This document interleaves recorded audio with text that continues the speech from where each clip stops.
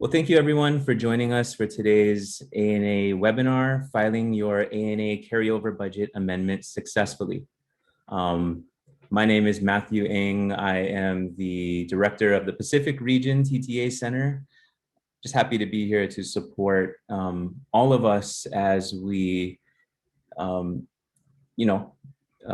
carry over funds to support our community. So, did the pandemic delay your project activities? Do you need to carry over funds to next year to help you catch up with delays? If you answered yes to any of those questions, then you are definitely in the right place. Today's training objective is to learn how to prepare and submit a successful carryover budget amendment. Now, what is a carryover budget amendment? I'm sure most of you are familiar at this point if you were invited to this webinar by your program specialist, or if you just know that you would like to carry funds over to address delays. Grantees with multi-year grants can request a carryover budget, also known as a COB, or a carryover request from one year to the next, if the funds are for project activities that were not accomplished during the previous budget period. When is the COB due? Well, it's due ASAP. And really, the point here is that the sooner you get it in, the sooner you can use it. So, if you wait until the last 2 weeks of this budget year, you're going to have a short amount of time to use it. So the sooner you get it in, the better. Specifically for you native language grantees, because your current budget year ends earlier, we're really requesting that you get those in the next 30 days, if possible. And also just keep in mind that your NCCs, no cost continuations, are due on March 22nd. And so you might want to factor that into your timing as well. But the sooner the better, so you can use that money to support your community. So before we get started, I'd like to pass it over to Mia Strickland, who is the Director of Division of Program Operations at ANA. And Mia can provide some context for this webinar and provide some opening remarks on how we can support your community through this year and beyond. So go ahead, Mia.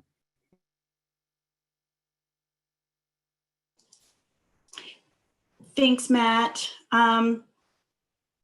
Welcome, everyone. Thank you for joining us today to learn more about how to file a carryover budget amendment for your ANA grant award. In my role as the Division of Program Operations Director, I get to work with all the program specialists who you guys know firsthand and work with very closely to get these COB amendments approved. So while we usually process about 20 to 30 COB amendments a year, this year, as a result of COVID, the program specialists have received an exceptionally large number of requests this year for COBs. In fact, as of today, ANA has 57 pending COB amendments, so that's a lot.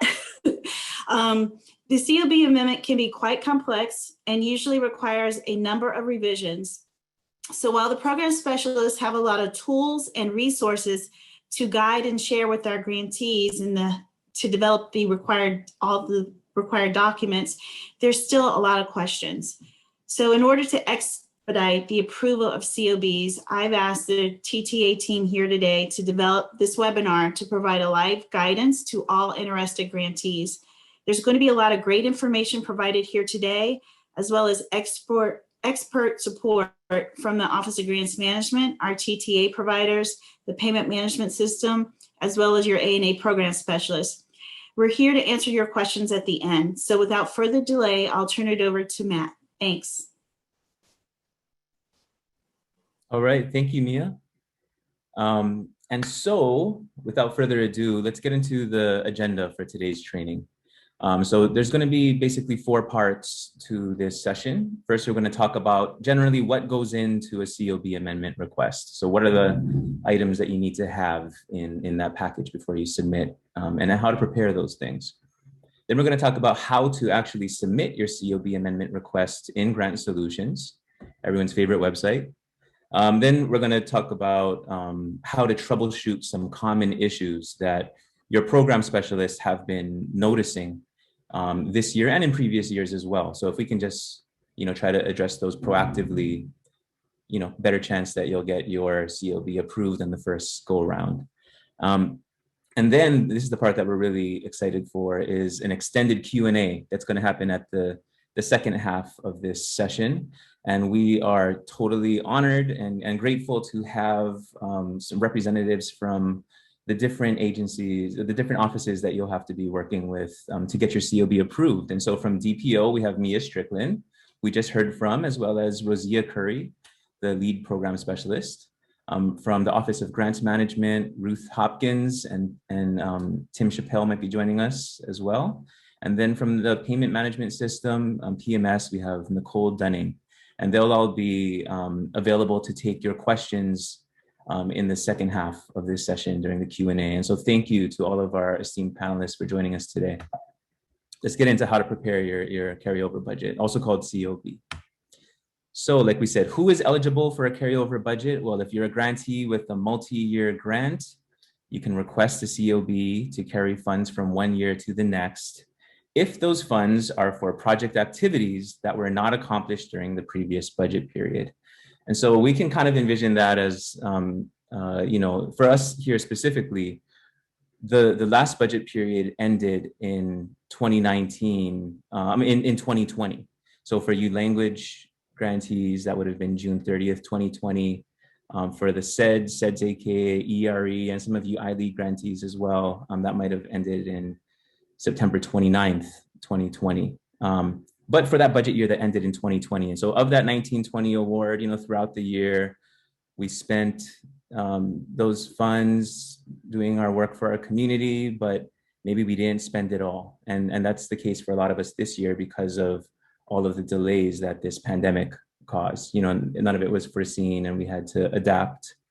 We've seen lots of innovation, but we might have some funds left that we can use to address those funds.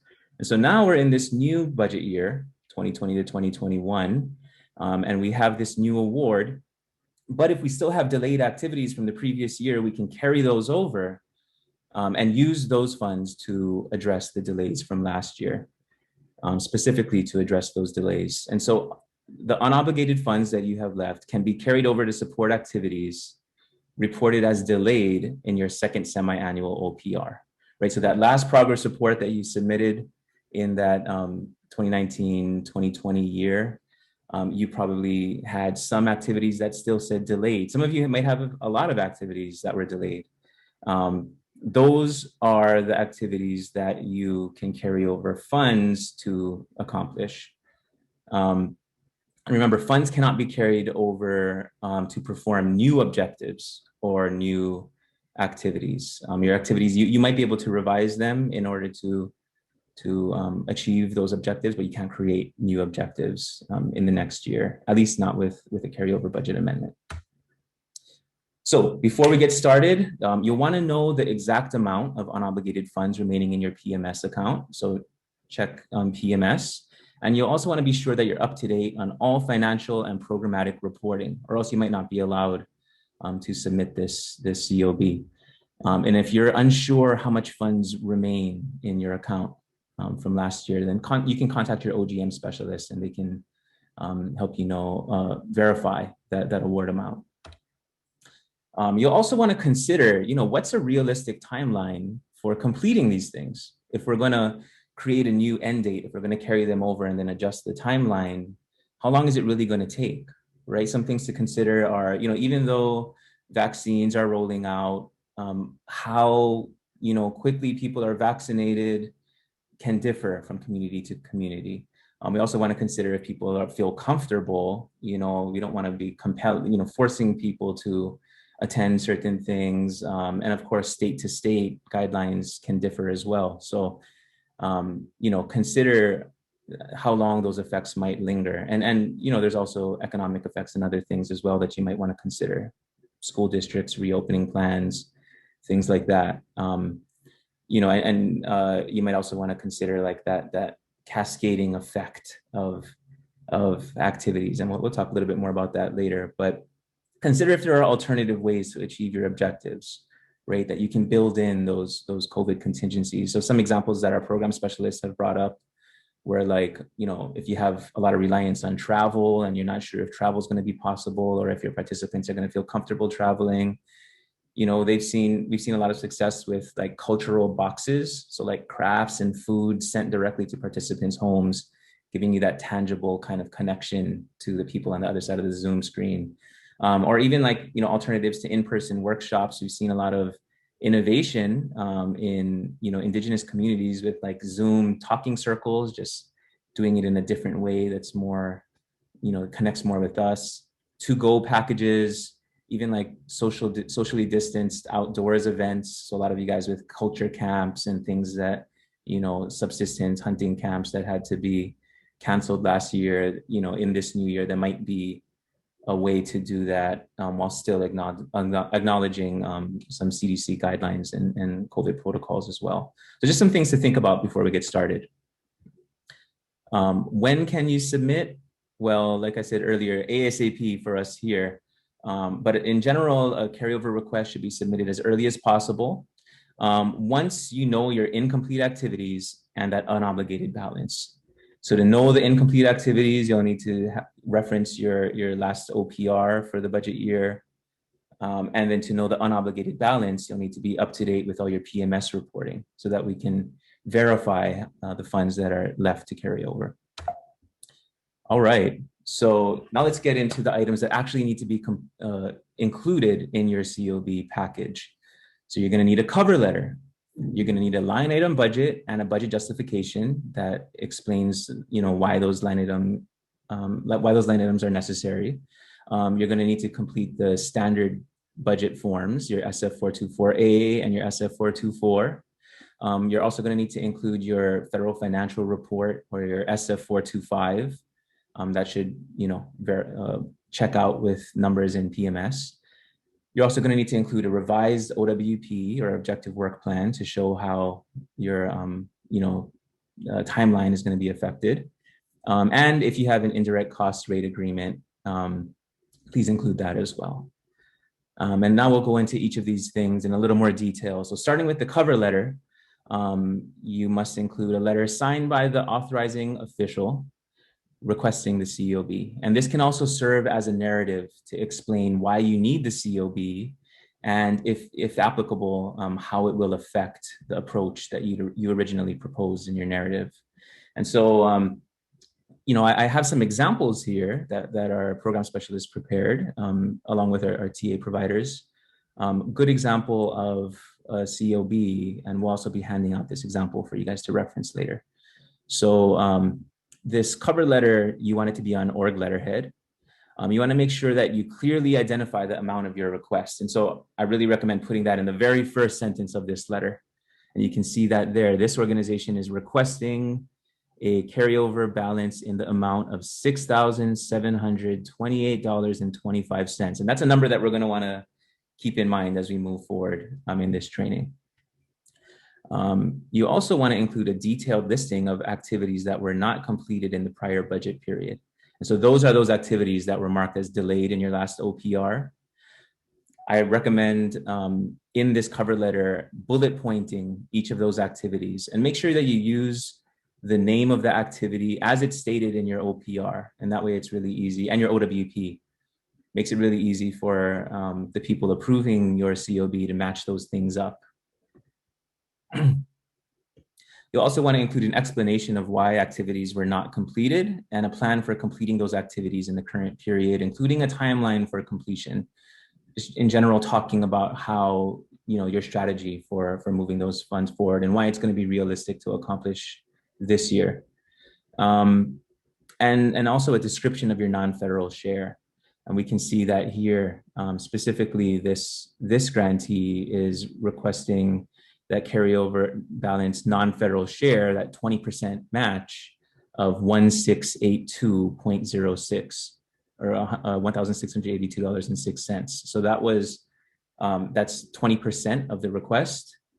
And they are saying here that that was already met in the last budget year, 1920. And we'll see, how that can be addressed in the rest of your package as well. But a few things to notice here is that that was already met for this organization, and they're referencing their SF425 as evidence. Of course, at the end, also signed by your AO or AOR, authorized official. All right, the next thing that you'll need to include is a line item budget. So a detailed line item budget that clearly shows how the funds are being carried over to the current budget period. And to make that crystal clear, we actually are providing this line item budget template to you that was created by your program specialists and TA providers. And so we highly recommend you use this template. You'll see that column C and column F are where you're identifying how you're going to be using those carryover funds.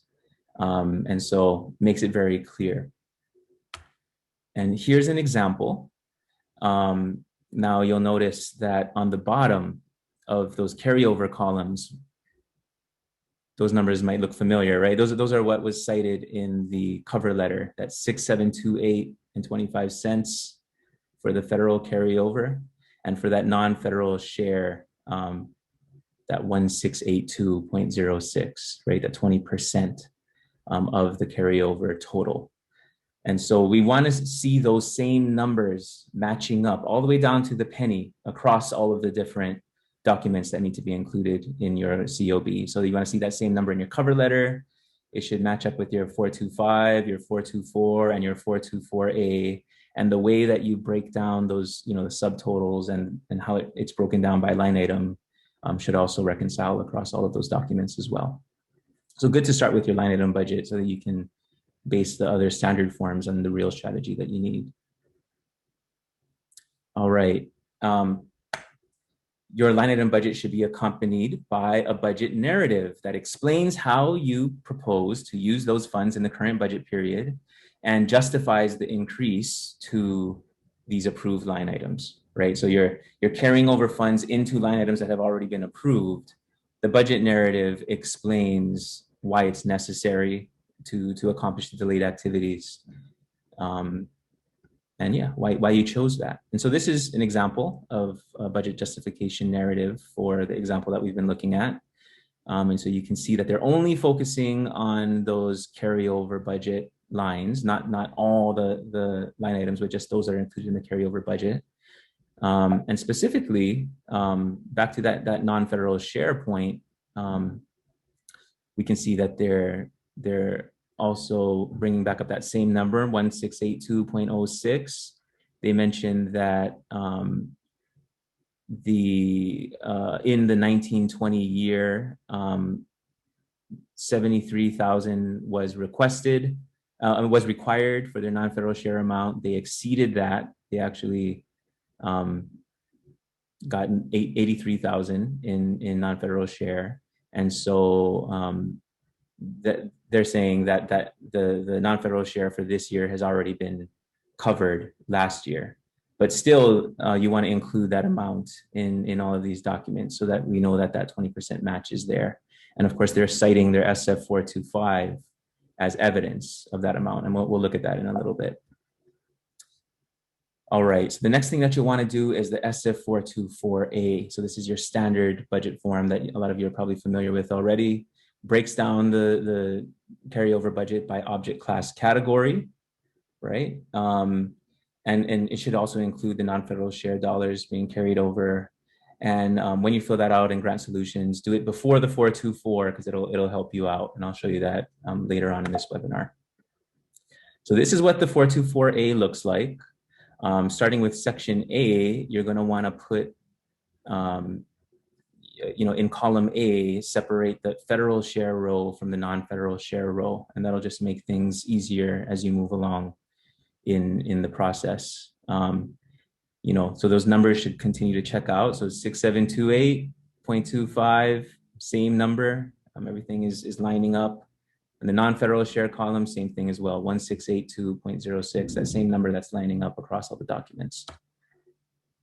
In section B, line 6, you'll see the total on the bottom, which should match up as well. And you'll also break that down by object class category. So that's another reason to use the regular line item budget template, because that is also broken up by these same object class categories, and it'll make it easy to just transfer the subtotals over into this form. And then also making sure that those subtotals line up with what's in your line item budget as well. You'll see the same information being asked for in section C for non-federal share, section D for those forecasted needs. This is how you can put them in there. Some of this might auto-populate as well. And then you'll see in section F, you'll want to include your current indirect cost rate agreement. And so, if you do have an indirect cost rate, you'll attach your indirect cost rate agreement as evidence of the rate that you can cite here. All right. Next, you'll want to do your regular SF424, stating only that COB request amount, and make sure you include the proportionate 20% match or that non-federal share. Like I said, even if it was met in the previous budget period, include the numbers there, and you'll provide that context in your cover letter and your budget narrative. So this is what that 424 looks like. The main section that you'll probably be looking at is section 18, where, like, you see those same numbers are being consistently stated here as well. That non-federal share for some of you might be further broken down into these other categories, applicant, state, local, other, program income. If that's the case for you, you could break those down. But for a lot of us, it'll all go into that applicant line there for our non-federal share. And one thing to notice here is that, the applicant share is 20% of the total in line G, not 20% of the federal amount in line A. It's 20% of the total. All right, and then very important, you'll also need to include your updated SF425 that shows the unobligated balance is equal to or greater than the amount being requested. And at this point in the game, we really recommend that you use your final SF425, that final FFR, and use the one that you submitted in PMS, so that we want to make sure that everything lines up with PMS. So the SF425 looks something like this. You guys are probably familiar with this section up here, A through C. That's the basis of your federal cash transaction report that you file in PMS every quarter. So these cumulative numbers should reconcile with what you've been reporting quarter to quarter in your FCTRs and PMS. And for some of you, that might be your financial staff that has been doing that, or a finance officer. So just be in contact, communication with those folks. But for us, particular interest in the COB is this line here, the unobligated balance of federal funds. And so the amount that you're requesting cannot exceed this number. You don't necessarily need to carry over the whole amount. In some cases, you're not going to be able to do that if you can't justify how those funds are related to line items that are necessary to complete your delayed activities. But the amount you carry over cannot exceed this amount. And we can see 6728.26 that the organization in our example is requesting the full amount. So that's great. And the other line to look at here is the remaining recipient share to be provided. So lines I, J, K are about your non-federal share. So we can see, just like they were describing in their cover letter and budget narrative, the total share required last year for this, in this example, was almost 72,000. And the recipient share exceeded that by 11,000. And so we know that they can carry over from that surplus to match the federal share in this case for the next year. So it's already been matched. And then that's already been expended in the previous year, but that it's being carried over as match as well. Okay, so one important thing to know is that your carryover budget amendment will not be processed if the SF425 amounts do not align with the reports from PMS. So very important that matches up. If it's not matching up, then the numbers you have are not accurate and it'll be rejected. So contact your OGM specialist if you need help verifying those numbers.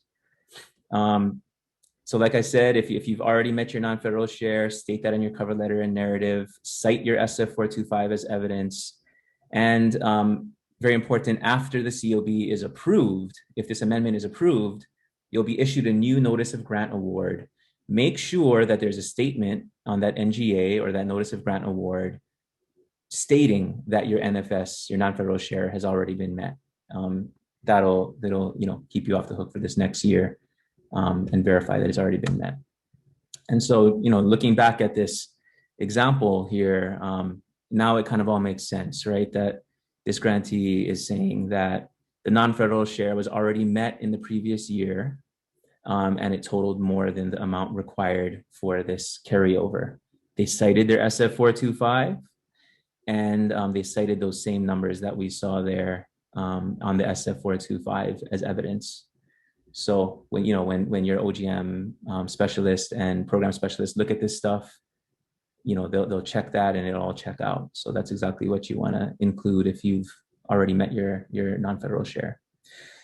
Now, the next thing that you want to include is your objective work plan, your OWP, a revised version for the new budget year that includes incomplete activities from the previous project period.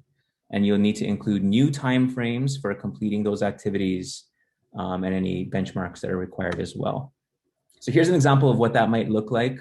You'll notice that we're not including the whole OWP for this new year. We're just focusing in on those 2 delayed activities that we saw bullet pointed in the cover letter, right? So if I were to look at the last OPR from this organization, I would see these 2 activities marked as delayed in that OPR. What we're also seeing here is these new end dates on the right there. You can see the original end date was 6/30/2020. This language grantee is now pushing that to 6/30/2021. That might be the case with a lot of us because, the pandemic might have delayed our activities by up to a full year. So this checks out.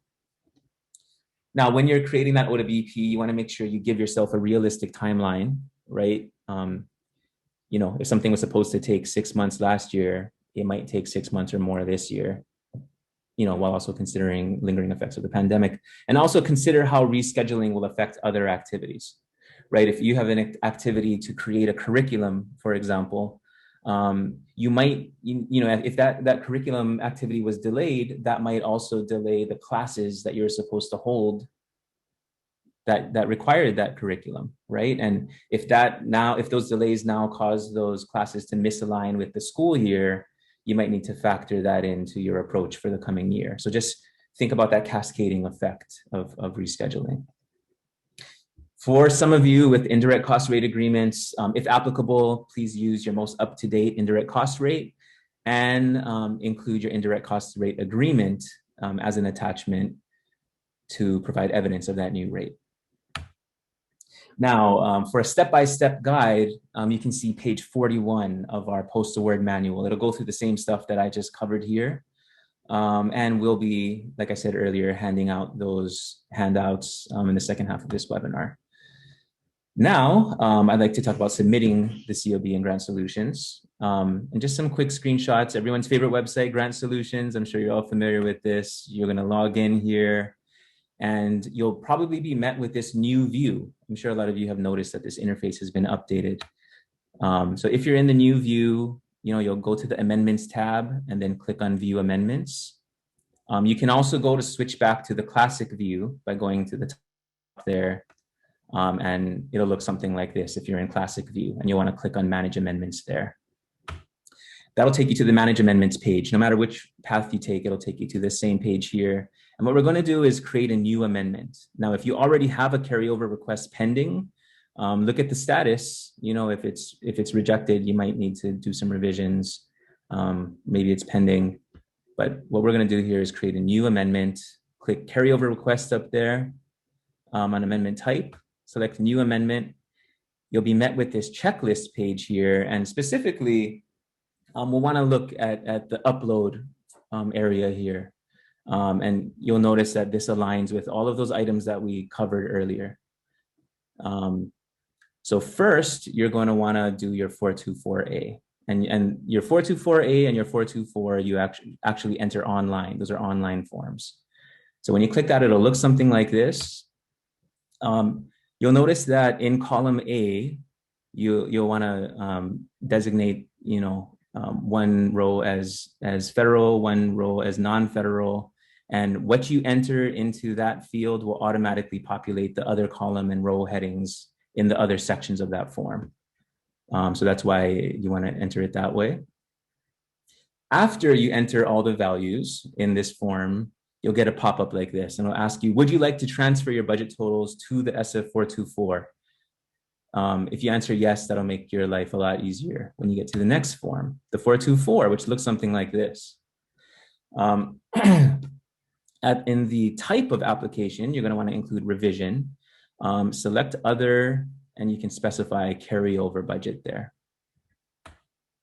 Now, when you complete your 424, according to the instructions I outlined earlier, you'll want to click save. And this is the case with the 424A as well. And make sure that it says save successful. It might tell you that there's some errors if you forgot to fill in stuff in other fields. If that's the case, go back, fix the errors, click save, and you'll see save successful if you've addressed all the errors. Now, after you're done, you'll see those check marks there, like you see in the status column there. And now it's time to go into the other items, which are upload forms. So when you do those upload forms, it'll take you to a page like this. You're going to upload an attachment that you prepared on your computer, right? So like a Word or a PDF document that you made on your computer. And you're going to upload those just like you would an attachment to an email. So you're going to choose the file first.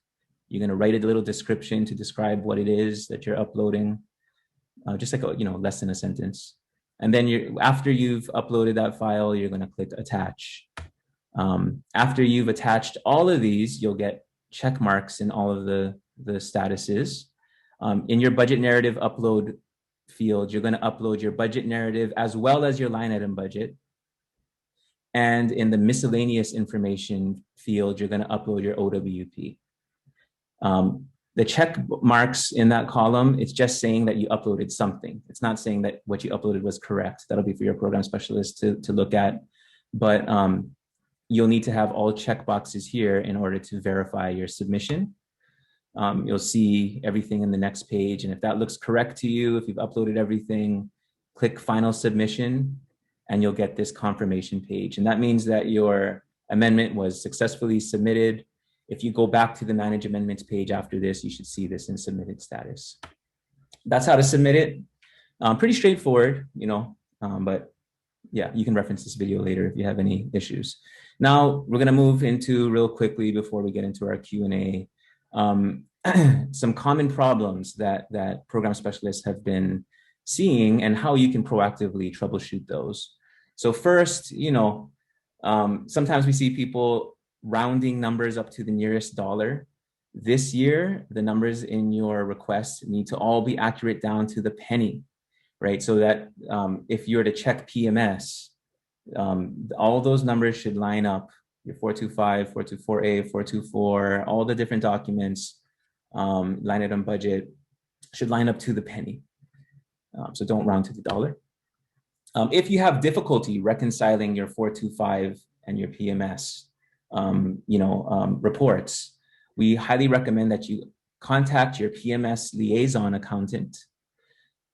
You can find out who that is either on your NGA, or for a more updated listing, visit the PMS website. You're probably familiar with this screenshot here. Look at that, the top bar, there's a button that says Find PMS Liaison Accountant, and you'll be able to search for your liaison accountant based on your state and the organization type that the grantee org happens to be. So please check with your PMS liaison accountant. They can help you to correct any mistakes you might have found on previous reports. They can help you with the journal voucher if you need to move accidentally drew down from one account, 1 year's account, or if you just need help maybe unlocking reports to follow through on delinquent accounts, stuff like that. And you can also verify amounts with your OGM grants management specialist as well. Now, we've also been hearing that financial staff has been in high demand, whether they're working on filing requirements for the PPP or EIDL, CARES Act grants, or if they're just helping facilitate the organization through a pivot brought on by the pandemic, they are in high demand. So we just recommend, if you're on the programmatic staff side, just prioritize by deadline with your team. These COBs are due ASAP, and we don't want to just leave them, leave them back to the feds when we can use that to support our community. So prioritize the deadline, prepare what you can beforehand, and maybe just deliver the documents for the finance officer to just verify with your internal chart of accounts and bookkeeping. And, we just came off of the grantee meeting. There were some networking sessions for, finance management people. So now's the time to leverage those connections. I mean, you probably are going through the same thing at this time. So if you met any good finance people in the grantee meeting, maybe connect with them and see if you can swap tips. Some unforeseen staff turnover. So if that happened to be your PIPD, you may need to file a change in key personnel amendment, but contact your program specialist first, ASAP. And also, if you have new staff, contact your regional TTA center. We can provide one-on-one TA to that new staff to get them up to speed as much as we can. In some cases, even providing like a mini post-award training if they missed their initial post-award. So those are some things you can do. Another thing is, sometimes we have a high unobligated balance in that personnel and fringe category, right? And there's some difficulties in carrying them over for a couple of reasons. The first is sometimes it's hard to discern which delayed activities those personnel hours are specifically tied to.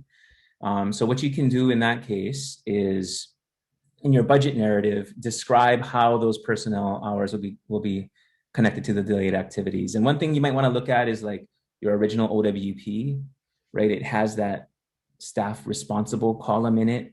If you see that staff member on that activity, hey, that's pretty good evidence that they have something to do with completing that delayed activity. But there are other ways you can do it. Like, for example, justifying if it's in regards to an unmet objective. If you're not at the place where you are supposed to be this year in your outcome tracker, you might need more personnel time to help you get caught up with where you should be. And also remember that if you carry over personnel funds, you still cannot have staff exceed 1 FTE, right? No staff can exceed full-time employment with federal funds. And so some things you could do instead are maybe like hire new staff, of course, with prior approval from your program specialist, whether they're full-time, part-time, or even like temporary, just to help you get caught up. You could reallocate hours between staff, increase the amount of hours that existing staff members have. You could even possibly change salaries for cost of living with prior approval. So, if you're having trouble hiring people, if the job market is competitive in your area right now, that might be an incentive to getting someone good on. Of course, all of these personnel things, you'll need to talk with your program specialist first for approval. Funds can also be spent on support through COVID with prior approval. So a lot of you have been advised to move unspent travel funds, like for our grantee meeting and post-award training. That can also be done with the budget mod amendment, which I'll talk about in a bit. And you might also be able to be granted some flexibility to use funds to support your community in COVID, but that would require program specialist approval as well. All right, and so you might be thinking, okay, I would like to modify this year's budget. I'd also like to carry over funds from last year. Can I combine those two things into a single amendment filing? The answer is yes. And your program specialists and TA providers have actually created a handy budget mod, COB combo line item budget template that you can use to make that easier.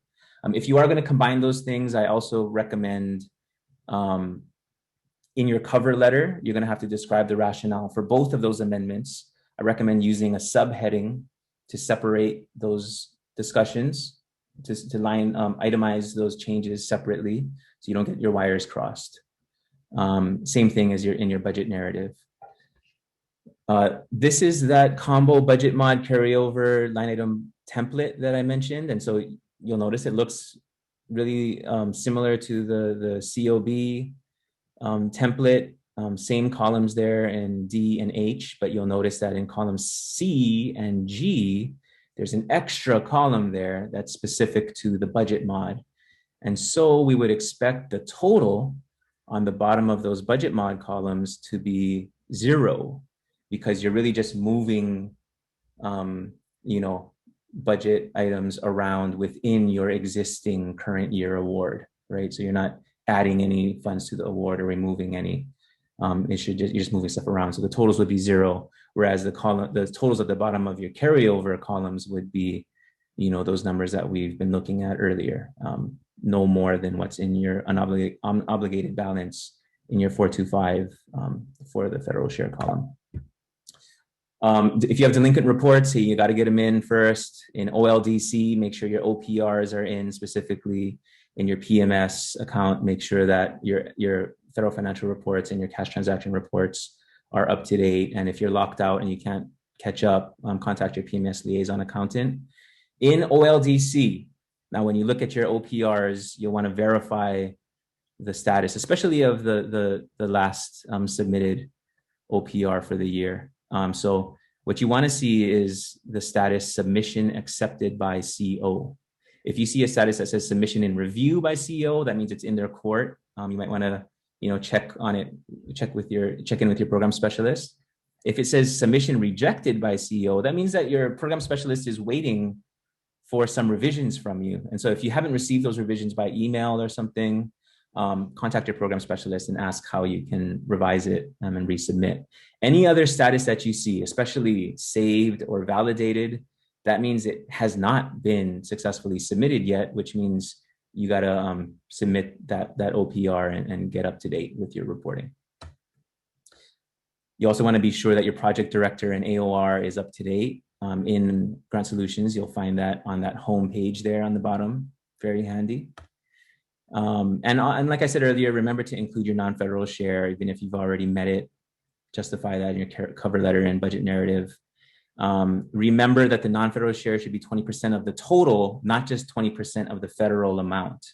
And you can see there in that last bullet, a handy rule of thumb is if you know your federal amount that you're going to carry over, that number that's less than the unobligated balance on your 425. If you know that federal amount, you can find your non-federal share match by taking 25% of that federal share amount, and that'll equal 20% of the total carryover amount. So as a rule of thumb. All right, so you've heard a lot from me. You can watch that back later in the recording and pause and play to follow along. But at this point, I'd like to stop talking and turn it over to our esteemed panelists. So like I said, we have from DPO, Mia Strickland and Rosia Curry. From OGM, we have Ruth Hopkins joining us. And from PMS, we have Nicole Dunning, and we're totally grateful to have all these folks with us today. And so I'm going to start with some of the questions that we've already received in the chat. And the first question that I have comes from John Barbary, and I'm going to read it out loud. And anyone in our panel, please feel free to jump in and follow up. So we had an interruption in activities from March 21st through July 19th. This straddles project year 2 and 3. Do we apply for an NCC for the end of project year 2, or do we wait and request a no cost extension for the 4 months we were on furlough? And I see that Rosia has started looking into this, and Mia as well. So would either of you want to start addressing that for the group? And maybe in some more general terms, if you'd like.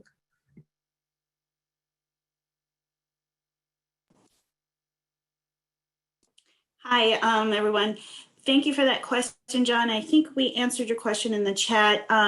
So from March until June, since you have a language award, that would have been your year 2. You're currently in year 3. So if you were unable to complete activities during that period, you do need to submit a no cost. Sorry, I'm getting confused. Carryover budget request from year 2 into the current budget period. You're in year 3 now. should you have any remaining funds and still have incomplete activities at the end of this year, which will be June 30th, and you need to go, say, into July and August or beyond to finish the work since you were on halt, any funds that you had remaining at the end of year 3, once you get a no-cost extension, can be utilized in the remaining period of time that you have. So that's why you want to make sure you're carrying over the funds now, so that when you're in the no-cost extension period, you have those funds. You cannot request a carryover budget if you're in a no-cost extension. Is that correct, Ruth? They will have to request the carryover at when they do the no-cost extension. So that way we can do it at the same time. If they have carryover funds from the remaining year, from year 2, they could carry it over. But hopefully they won't, because we try to stay on top of that, for each year to ensure the grantees expend their funds. But once they get a no-cost extension, they should do it at the carryover should be done at the time of the no-cost extension. All right, thank you for that clarification. And here we're hearing it straight from the horse's mouth, so no better source than what we're getting it from right now. And I didn't, on a similar note, a question that came in earlier, and any of you can field this. How is an NCC different from a no-cost extension? And when are NCEs due?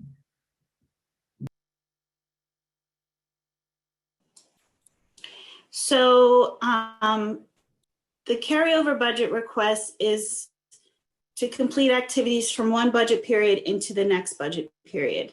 So if you have a 3-year project period, you have 3 different budget periods.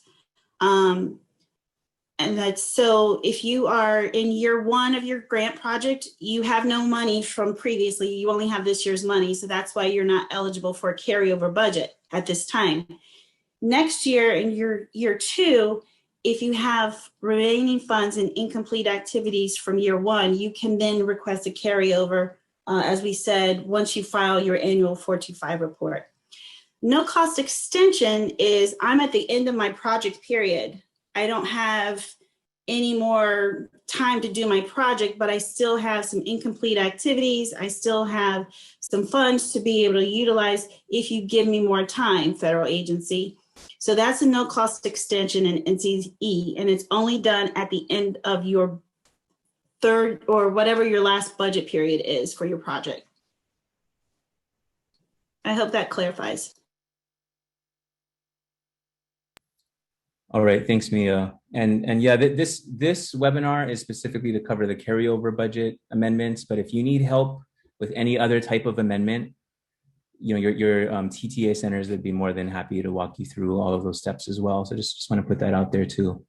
And then we got a couple of questions about an example of how to reconcile the PMS. And one thing to keep in mind is that your program specialists and your TA providers, we don't have access to the back end of PMS like we do for grant solutions.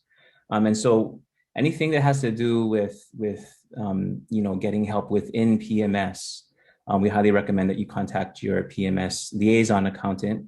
But that being said, we do have Nicole Dunning here from PMS to provide some insight on maybe some common issues with reconciling your carryover budget unobligated balance with what you've reported in PMS. So Nicole, do you have any pointers that maybe you can offer for people who reconciling? Yeah. Sure. If you need to update the reported disbursements, that's done on the federal cash transaction report, and you would do that on the report that is currently available.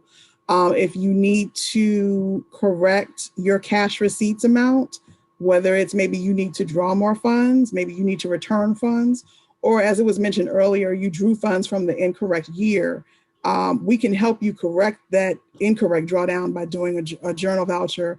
We'll get you instructions for that. You would submit the request to us and we would correct that for you. Those are the most common issues that come along with trying to reconcile. And if you come up with anything, other scenarios, we can help you with that as well. Matt, I do have a copies of PMS reports that I can show that are reconciled and one that is not, so people can see what we look at. If I can share my screen. Oh, yes. Yeah, please go ahead. Okay. Thank you, Ruth. Okay. You have to stop sharing. It won't let me share. Okay.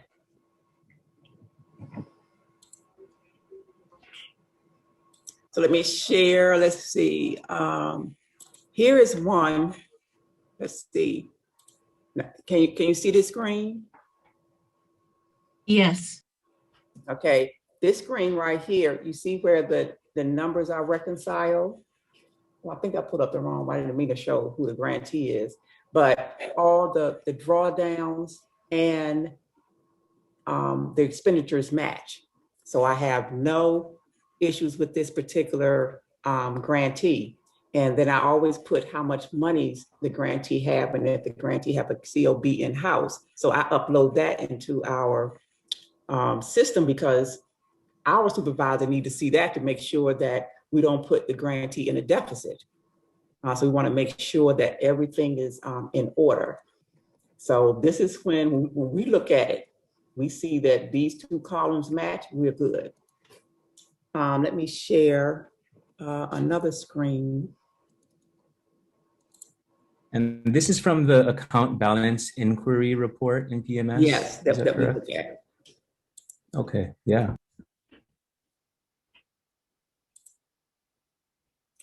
I can't find my meeting controls. Let me see.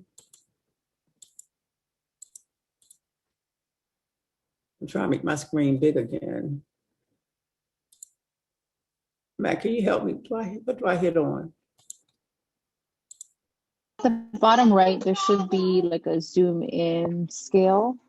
Let me see. It's And then you just, can use it too. let me see. Oh boy. Show.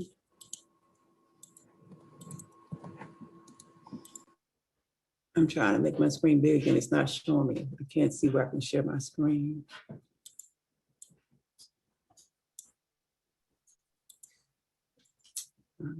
One sec, let me try and unshare your screen or you might press the escape button, Ruth, and it might make the screen Okay. smaller for you. It's not working.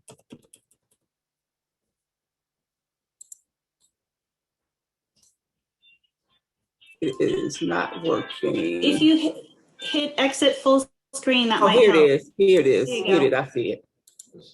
Let's see. Okay. Now, can you see the screen right here?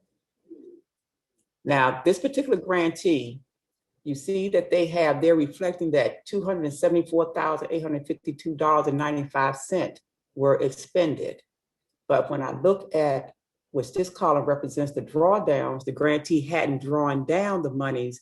So I'm not sure which one is right, because if they have their annual, I have their annual I can look at, but PMS is not going to let you submit your annual SF 425 when the columns do not match.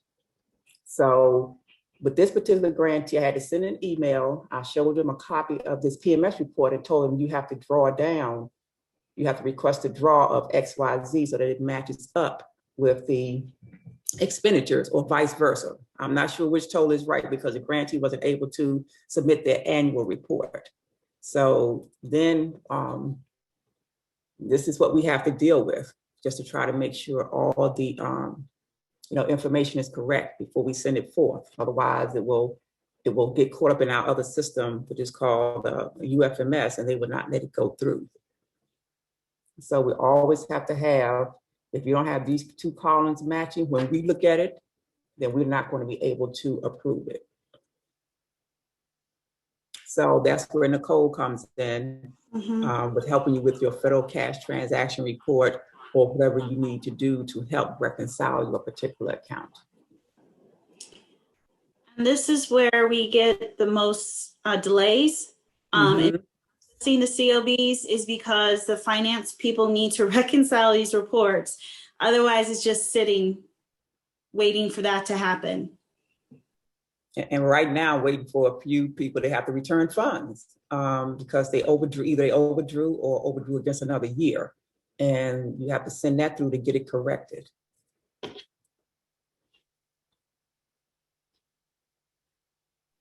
All right, there you go. An inside look and just more, evidence that it's really important that these numbers match up all the way through, that what you're reporting matches up in PMS, especially your SF425, and you cite that evidence all the way through all of your documents. So thank you, Ruth, for that backstage look. Okay, I'll stop sharing. Mahalo.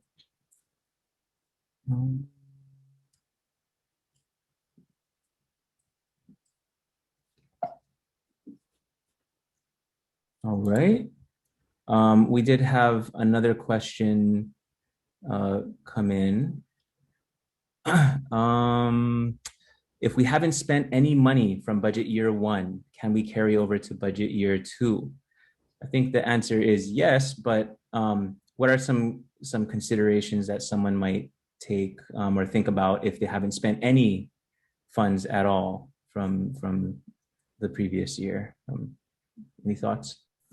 First of all, I want to make sure you know who your program specialist is and that you're in constant communication with them. We know folks have had to sort of put a pause on their work, but there was time before last March that hopefully you got some work done in year 1 if you're currently in year 2. But maybe you had account access issues. So there could be a myriad of issues. Staff turnover. But it's best to come forward and share what your challenges are with your program specialist so that we can support you to help you move forward. If we don't hear from you, we don't know what's going on. It's just, like I said, best to communicate a lot with your program specialist and see how we can best support you. And we have the regional TTA team as well to help support our grantees, and they have a wealth of experience working with other grantees in your region who can provide you with more supporters.